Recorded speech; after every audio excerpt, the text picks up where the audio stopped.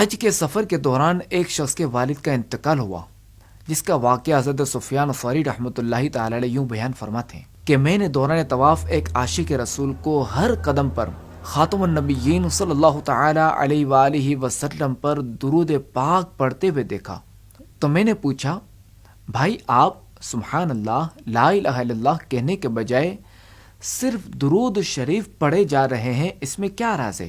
تو اس شخص نے میرا نام پوچھا، پھر کہا، سفر کے دوران میرے والد شدید بیمار ہو گئے، ہم ایک مقام پر رک گئے، علاج وغیرہ کیا، مگر قضاء الہی سے میرے والد صاحب کا انتقال ہو گیا۔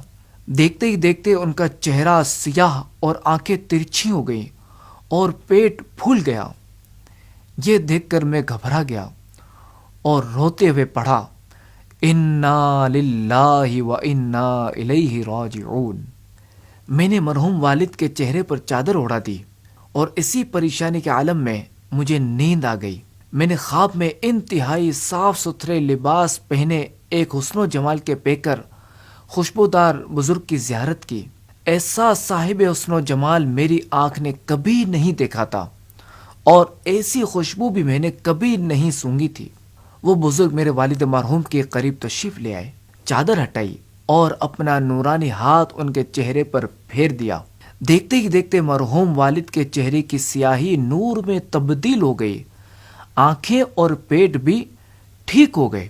جب وہ نورانی بزرگ جانے لگے تو میں ان کے دامن سے لپٹ گیا اور میں نے عرض کی، آپ کون ہیں کہ جن کے سبب اللہ تبارک و تعالی نے میرے والد مرحوم پر اس ویرانے میں یہ احسان فرمایا؟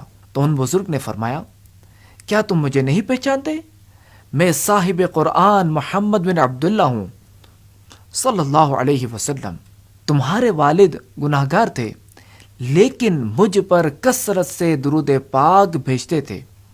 جب یہ اس تکلیف میں مبتلا ہوئے تو مجھ سے فریاد کی تھی، اور بے شک جو مجھ پر کثرت سے درود پاک پڑتا ہے میں اس کی فریاد رسی کرتا ہوں۔ پھر میری آنکھ کھل گئی، میں نے دیکھا کہ حقیقت میں بھی میرے والد مرحوم کے چہرے پر نور پھیلا ہوا تھا اور پیٹ بھی اپنی اصلی حالت پر آ چکا تھا۔ اللہ تبارک و تعالیٰ کی ان پر رحمت ہو اور ان کے صدقے ہماری بے حساب مغفرت ہو۔